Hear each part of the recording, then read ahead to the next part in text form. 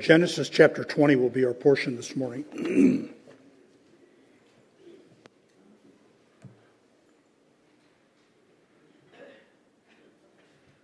Genesis 20 will be our portion.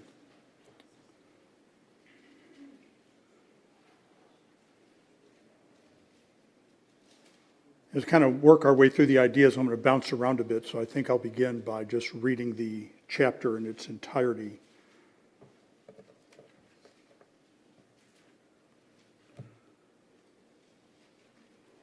Genesis chapter 20, verse number 1, And Abraham journeyed from thence toward the south country, and dwelled between Kadesh and Shur, and sojourned in Gerar. And Abraham said of Sarah his wife, She is my sister. And Abimelech king of Gerar sent, and took Sarah. And God came to Abimelech in a dream by night, and said to him, Behold, thou art but a dead man, for the woman which thou hast taken, she is a man's wife.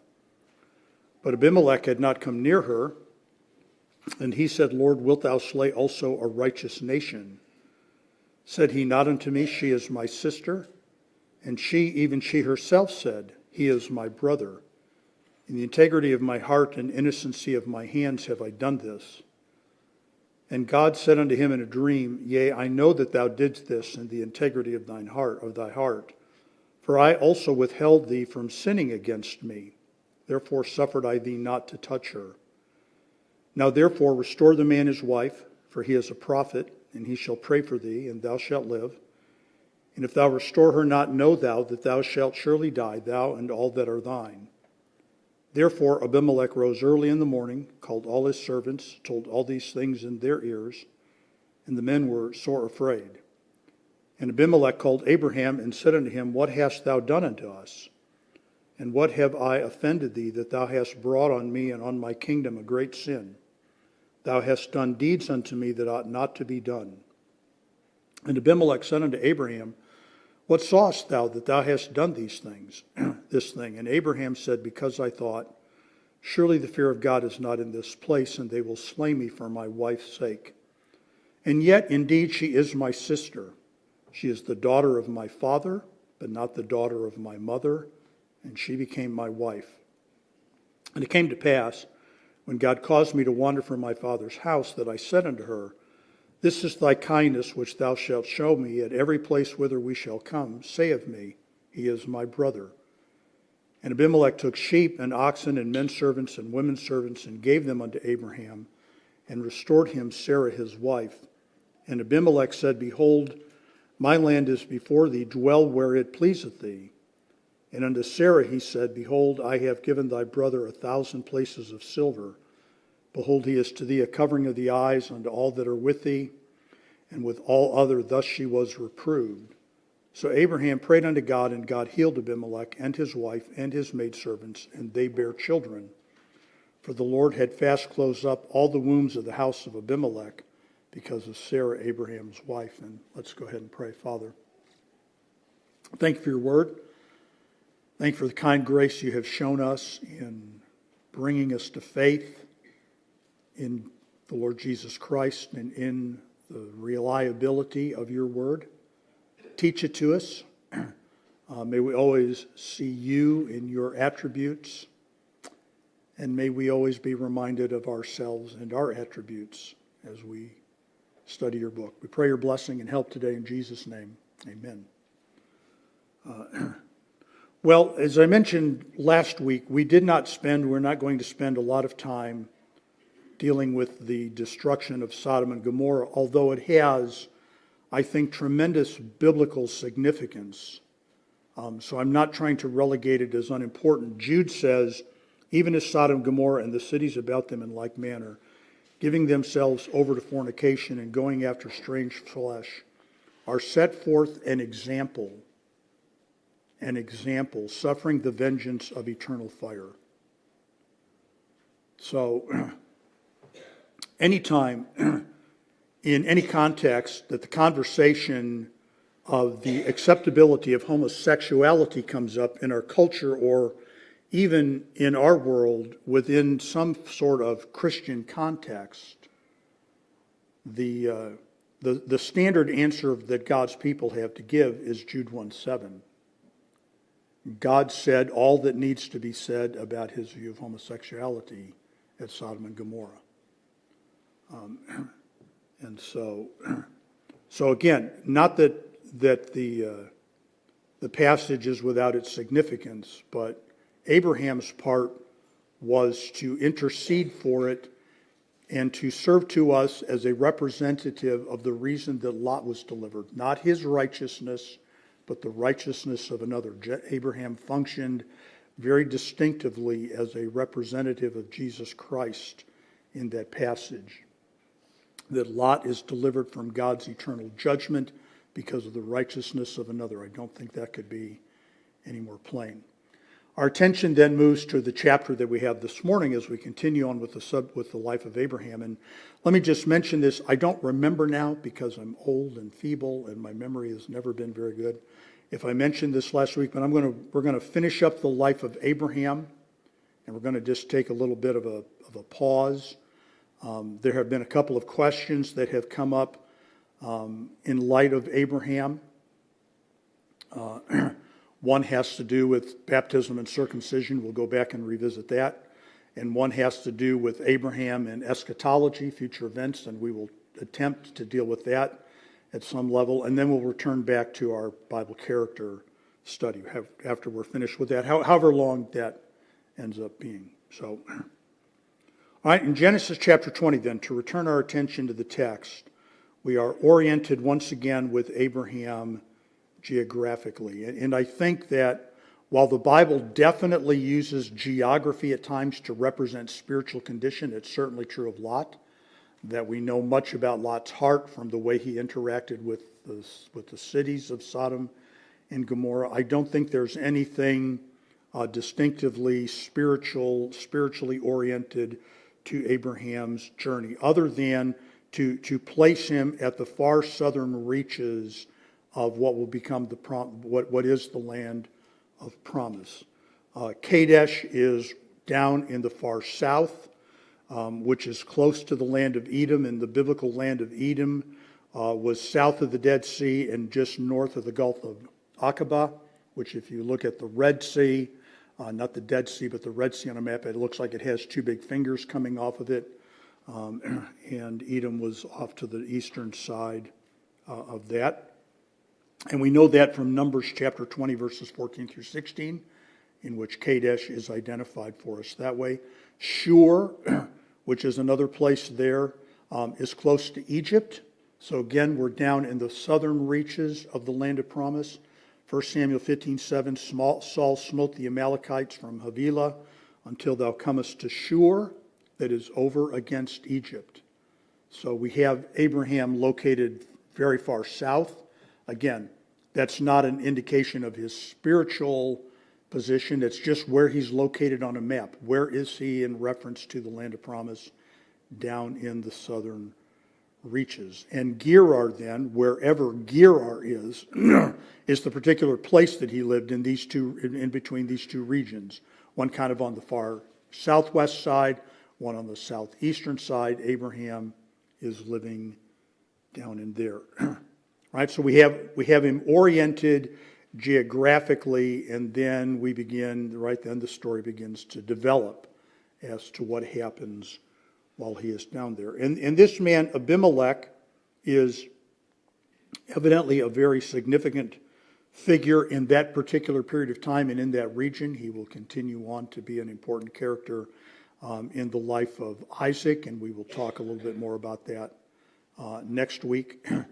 So in verse number 2 then, right, we have kind of the story. Right, we have the story. Which interestingly enough is heavily instructive or heavily relating to Sarah, although we have really very little activity on the part of Sarah. She's there, but the whole story kind of revolves really around her. So chapter 20, verse number 2, Abram said of Sarah his wife, she is my sister, and Abimelech king of Gerar sent and took Sarah. So the story begins after telling us where Abraham is on the map by telling us about the inconsistency of God's people. Right? New place, same sin. New place, same sin. Verse number 12, right? We have a little bit of the explanation. Yet indeed she is my sister. She is the daughter of my father, but not the daughter of my mother, and she became my wife. It came to pass when God caused me to wander from my father's house that I said unto her, this is thy kindness which thou shalt show unto me at every place whither we shall come. Say of me, he is my brother. So, right? So we have the same place, same deception. And by the way, folks, right? So if you follow through, and there's obviously a lot to this, because there are cultural considerations that we really do not identify with in any kind of way, right? In all of the conversations that we have as a country about immigration and immigration status, right? One of the things, at least to my knowledge, that has never arisen is that when a couple immigrates into the state, somebody's going to steal the guy's wife and take her for himself. But this is evidently something that is relatively commonplace in that world because Abraham deals with it, Isaac deals with it. He is concerned about it in the land of Egypt. He is concerned about it in the land of the Philistines. So it is evidently a common practice. It also touches upon, although Abraham lives a long time prior to the law of Moses, right? It touches upon something that God deals with very thoroughly and carefully and wisely in a brief sentence. Thou shalt not bear false witness. Because Abraham is telling the truth, but he is telling the truth in such a way as to be deceptive. Right? I mean, here's just another. I don't want to. It's just odd to us. Right? It's just odd to us. Right? We take Abraham at face value. She is my wife and also my half-sister. Okay, well, we don't do that either. In fact, we have very strict laws about that kind of thing. You can't marry that close of a relative. You can't even enter into a legal marriage. But Abraham is married to his half-sister.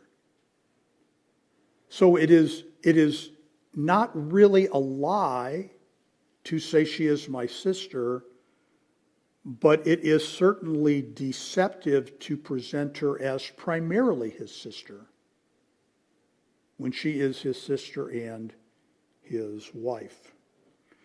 Now, it's very easy for us, right, to read this passage and to get out our modern day billy clubs and start beating Abraham around the head and shoulders for telling yet again the same lie in a new place. But I would just raise the question, are we not guilty of the tendency to repeat the same sins ourselves? I mean, I don't know that there are very many of us who would really take the position that we committed the sin once, we were brought into the exposure of its consequences, and we put it away forever and ever, and it never rose its ugly head again. That's just not really the way that we function as humanity, and neither does the fact that we know certain things are wrong but continue to do them. Knowing and not acting are not the same thing. So Right? So this is why I've labeled it as the consistent inconsistency of God's people. We are inclined to fail in the same ways repetitively. We don't rejoice in that, but right, if you think about a structural weakness, right, and this is maybe a terrible illustration, but if you think about a structural weakness, if you fold a piece of paper in half, right, its inclination is going to be to fold over on that bend again and again and again. And where we are weak, and the Lord can make us strong, and I'm not suggesting for a moment that ours is an endless cycle of repetition of the same old sins, just that, right? We are most likely to fail in the places that we have failed before. And that is part of our journey. Secondly, to go back to Genesis chapter 20, we see a consistent cause of human failure. If you look at verse number 9, Abimelech called Abraham and said unto him, What hast thou done unto us? And what have I offended thee, that thou hast brought on me and on my kingdom a great sin? Thou hast done deeds unto me that ought not to be done. And Abimelech said unto Abraham, What sawest thou that thou hast done this thing? Right? What was your perception that caused you to bring this great deception upon us? And Abraham said, Because I thought, surely the fear of God is not in this place, and they will slay me for my wife's sake. Fear. Abraham is afraid. It is kind of a fascinating part of the storyline that Abimelech in verse number 8 is afraid of God, although Abimelech does not identify him as Jehovah, but just simply as some deity. Abimelech is afraid of deity, and Abraham is afraid of Abimelech. Abraham said, I looked around, I took stock of the place. I know my past history with the Egyptians, and right by now, Sarah has aged considerably. Right? She's 10 years older than she was the first time. Now she's a 75-year-old woman. And I thought, these people don't fear God. They're going to take my wife and they're going to hurt me. Fear. Fear. But again, folks, right? We could talk to the text and go, Abraham, you have to trust God. But I think we all understand what it is to be motivated by fear. And I heard a guy say this recently. I don't even remember where I heard him say it, some YouTube video or some YouTube channel, but he said, in all the major religions, in all the literature of the major religions in the world, the most often repeated instruction is, don't be afraid. Don't be afraid.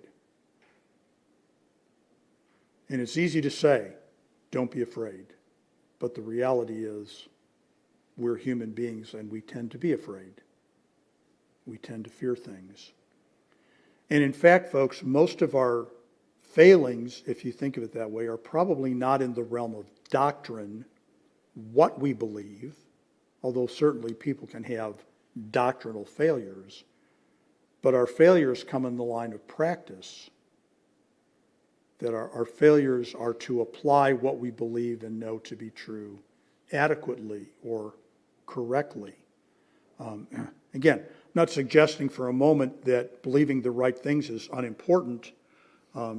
It's not accidental, for instance, that the book of Romans, which has as its major theme God's salvation, gives to us 11 chapters of solid doctrine about the need for and the acquisition of and the possibility of and the expansion of salvation, and then turns its attention to how to live.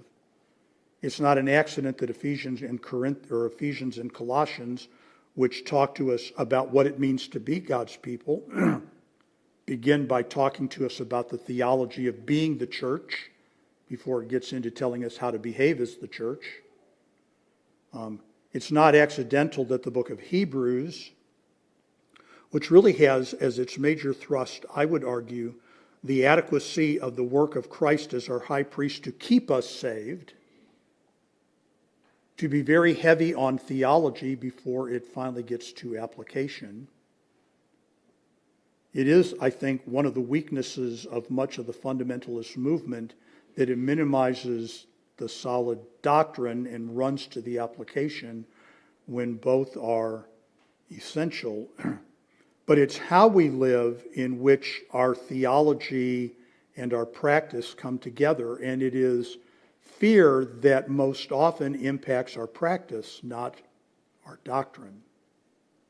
And again, there, of course, have always been exceptions, and there have been times in history when the church has been sorely persecuted over some doctrinal issue, and just to hold a doctrine was to risk death. I was just been doing some reading on the Anabaptists for something else, and one of the ways that the Roman Catholic Church would persecute the Anabaptists was by drowning them. And the logic was very vicious. Right? You don't like first baptism. You insist you have to have a second baptism. We will give you a third baptism. We will drown you. And so there have been times when people have died simply for what they believe. But realistically, it is a failure to practice what we believe that is the cause of many failures. In other words, I think to go back to Genesis 20, if we had sat Abraham down in some kind of class and go, do you believe in the sovereignty of God? Yes. Do you believe that God can protect you in every circumstance? Yes. Do you think that the Philistines are a real threat? Yes, and so I'm going to lie about my wife. Because that's just tends to be what happens. Thirdly, with reference to the text, we see the consistent commitment of God to his covenant. Right? We are consistently unstable. I have a pastor friend that says churches are inherently unstable because people are inherently unstable. And we see the constant cause of our failure is our fear of circumstances and situations. But the text also reveals the consistency of God's commitment to his covenant. Verse number 3, right? Abimelech takes Sarah. But God came to Abimelech in a dream by night and said unto him, Behold, thou art but a dead man. For the woman which thou hast taken, for she is a man's wife. Down to verse number 17. So Abraham prayed unto God, and God healed Abimelech and his wife and his maidservants, and they bare children. For the Lord had fast closed up all the wombs of the house of Abimelech because of Sarah, Abraham's wife. So again, she is instrumental in the story, although she really doesn't have a speaking part other than a record of what she had told Abimelech. And all that to say, folks, that whatever is going on in the passage, right, or in the life of Abraham, God is not going to allow the promised child's birth to be compromised, right? The tremendous issue here, right? I mean, again, we kind of walked through this when we looked at Abraham in Egypt. To Abraham, right, this is a crisis of personal safety. If I just present the truth in this way, not outright lie, just present the truth in this way, she is my sister, not my wife, then I will spare my life. And of course, what that does then is throw the promise of the promised child into complete jeopardy. What if? Right? I mean, just let our imaginations not run wild, but let our imaginations run this through. What if Abimelech or what if Pharaoh had taken this woman to their bed and she had conceived? What are we going to do now with Genesis chapter 12? That's the real question. And so God is not going to allow that to happen. And that brings me then fourthly to this. We see the consistent righteousness of God in his conduct. His interaction with Abimelech is in some ways, absolutely stunning. Verse number 4, but Abimelech had not come near her, and he said, Lord, and you notice again, lowercase, strong one, but not Jehovah, wilt thou slay also a righteous nation? Said he not unto me, she is my sister? And she, even she herself said, he is my brother. In the integrity of my heart and innocency of my hands have I done this. And God said unto him in a dream, Yea, I know that thou didst this in the integrity of thine heart. For I also withstood thee from sinning against me, therefore suffered I thee not to touch her. Not to touch her. He gave Abimelech the heads up. Right? God said to him, don't put if you touch her, you're a dead man. And when Abimelech protested his innocence to God, right? And again, right, we want to think about this carefully, right? Biblically, we're not going to defend the practice of taking a man's wife to ourselves, but he's just arguing, right? I was operating in integrity in light of the information that I had. This was a man that had a sister. There's no reason for me not to take her. There's no moral, ethical violation to taking her to myself. And that's how I acted. And God said, I know that's how you acted. But notice, folks, right? Notice particularly the way that God frames this in verse number 6. God said to him in a dream, I know that thou didst this in the integrity of thy heart, for I also withheld thee from sinning against me. Me. Not sinning against Abraham, not sinning against Sarah, but sinning against God. And I think then in verses 17 and 18 that we have, right, all of these closed wombs as a bit of an attention getter. Right, in our world, this would be a medical conundrum. But in Abimelech's world, it is clearly a spiritual conundrum. People are not oriented to the world the way that we are oriented to scientific problems and scientific solutions. People were oriented to religious problems and religious solutions. Fifthly, the passage reveals to us the consistency of God's grace. Verse number 7, now therefore restore the man his wife, for he is a prophet, and he shall pray for thee, and thou shalt live. And if thou restore her not, know thou that thou shalt surely die, thou and all that are thine. So we see this consistency of God's grace, both to Abimelech. Right? I know you acted in innocence, so I'm telling you, don't do it. And if you do it, I will punish you. But if you don't do it, I will have the sinner pray for you. And again, Abraham functions as the intercessor. He is the intercessor for Sodom and Gomorrah, and he is the intercessor here for Abimelech. The man is a prophet, I will have him pray for you.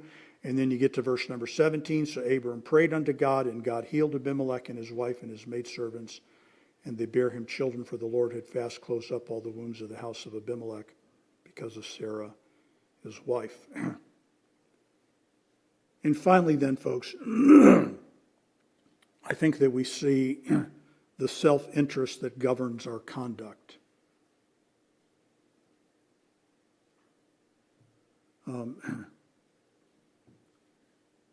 A little bit off track, but I think one of the things that greatly derails most of our political ideals is the unwillingness or inability to understand selfish self-interest as a motive in people's conduct. We see it clearly in Abraham in verse number 13. It came to pass when God caused me to wander from my father's house that I said unto her, this is thy kindness which thou shalt show unto me at every place whither we shall come, say of me, he is my brother. Right, so from the very get-go, right? I mean, this is Abraham's testimony. From that moment in Genesis, at the end of Genesis 11 and into Genesis 12, when God appeared to Abraham and said, leave your house and go where I will tell you, that Abraham is thinking to himself, I'm going to do this, I believe God's promise, and I've got to look out for me, and one of the great things I'm going to have to deal with is somebody killing me for the sake of my wife. So, right, I don't know that I would die on this hill, but it almost appears from verse number 13 that before they ever left the Sumerian kingdom, that Abraham sat Sarah down and said, we're leaving, and here's what I need you to do me a favor. That wherever we end up, if somebody asks, you're my sister. You're my sister.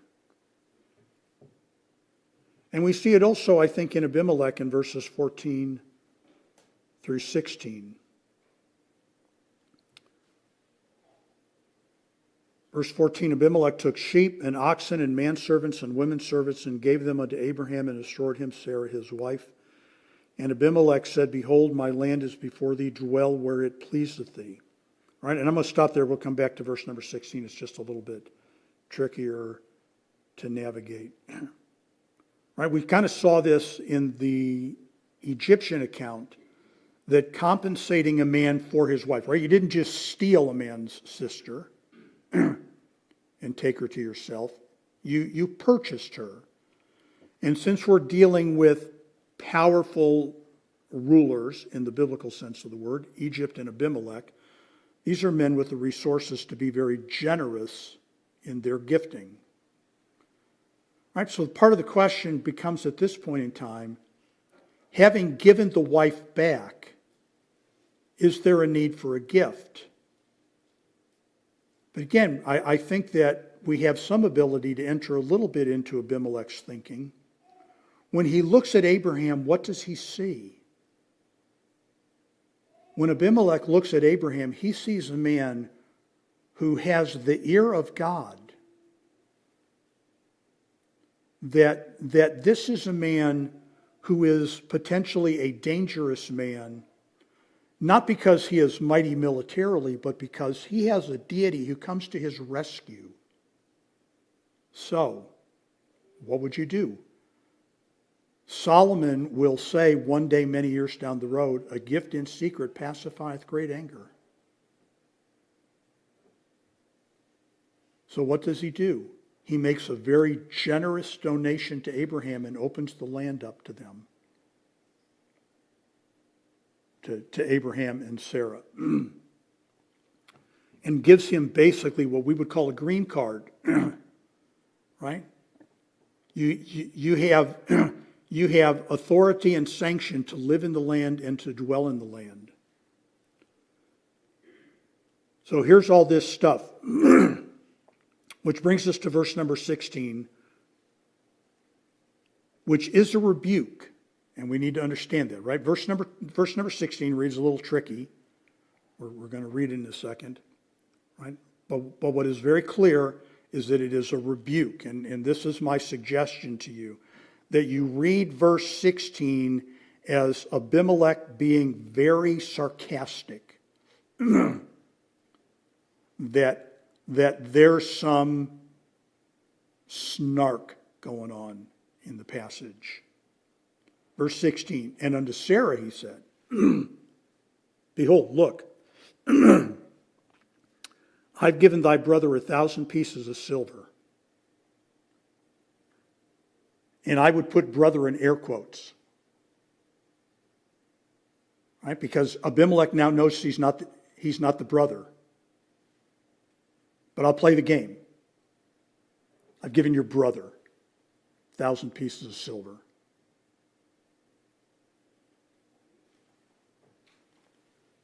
Behold, he is to thee a covering of the eyes unto all that are with thee and with all the other. Thus she was reproved. So I think verse 16 reads something along this kind of line. Right? Wink, wink. I've paid off your brother. This should be enough to close your eyes to the injustice you have suffered. But again, it's a little bit tricky. One last thing. Look, if you would, at Genesis chapter 21, which we will deal with a little bit more next week, to reinforce what I think is Abimelech's, right? I'm not criticizing Abimelech for operating in self-interest. I mean, maybe I need to clarify on that, folks. The Bible appeals to your sense of self-interest. Right? The Bible says if you do these things, it will go well for you. So the Bible is not embarrassed by our self-interest.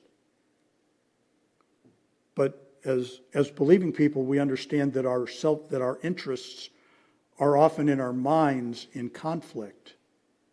Hence the idea of fear. But verse number 22, it came to pass at that time that Abimelech and Phicol, the chief captain of his host, spake unto Abraham, saying, God is with thee in all that thou doest. There's the thing that Abimelech recognizes. I don't see you as a military threat. I don't see you as a political threat.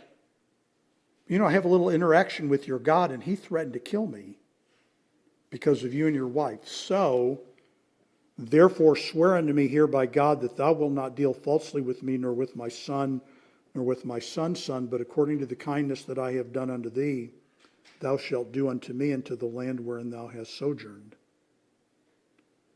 So, we act in our own interests. We need to be aware of that. God is acting in his own interest. Everything is to be done to the glory of God because that is in his interest. It is kind of the way the world operates. Okay, I'm going to stop there. Questions, comments, critiques? Yes, sir. Regarding verse 11, you had said that we shouldn't beat up on Abraham, and I agree with that. We probably would all tend to operate the same way. But he makes two stereotypes that are both false. He says, there's no fear of God in this place. It seems the story indicates there was some fear of God in that place. And he also assumes that he was going to get killed. And Abimelech never confirms that he intended to kill Abraham. And God never confirms that Abimelech intended to kill Abraham. The sin that God prevented Abimelech from committing was touching Sarah, not killing Abraham. So it should be humbling to Abraham, just like it's humbling to us when we make false stereotypes. And it seems Abraham made two. Absolutely, you're exactly correct, and that's a great point. That Abraham, if you didn't catch it, Abraham not only acted in fear, he acted in fear out of two false stereotypes. That they didn't fear God, which is not true, and that they were going to kill Abraham, which there's no evidence that Abimelech had any intention to kill Abraham. So, which is a grievous thing, isn't it? How often do we fear things that have no basis in reality? Yes, sir. Regarding the payment, I wonder if part of the law applies here. Not it was given after, obviously, but the principle was if a young lady and a young man had a relationship before they were married, one of the provisions was that the young man came to the father, and if the father said, I don't want you marrying my daughter, you're not the caliber of person that I want, he would still have to pay her dad the dowry price as for the infraction that he made. And I wonder if that is kind of what Abimelech did here. Hey, the perception that somebody could have was that there was some impropriety here on me or part of my kingdom, and I don't want that. I'm willing to pay that price because I don't think there's any place else in the Bible where the Lord addresses somebody and said, you, behold, thou, a dead man. Right. It's like, I think he was. Yeah, I wouldn't disagree with that. I think that's further, isn't that further reflected in verse number 16, right? That's part of the, right? I mean, we've got this real public mess on our hands. I took her, now I'm giving her back. And, so, I just don't know, will the law reflect that? Yes, it certainly will.